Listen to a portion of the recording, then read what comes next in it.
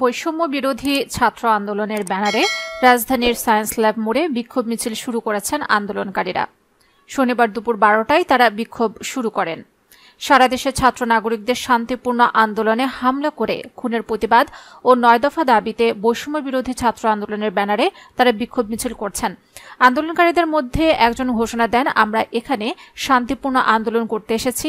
আমরা বিশ্বাস করি পুলিশ আমাদের উপর আক্রমণ করবে না। আমার ভাই কবরে, খুনি কেন বাহিরে? Justice justice, we want justice. দিয়েছি তো রক্ত, আরও দেব রক্ত।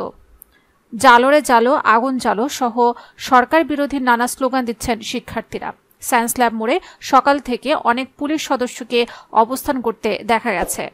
এদিকে আন্দোলনকারীদের সঙ্গে প্রধানমন্ত্রী শেখ হাসিনা আলোচনা করতে চাইলেও সমন্বয়ক নাহিদ তা নাকচ করে দেন, বলেন আর কোনো সুযোগ নেই।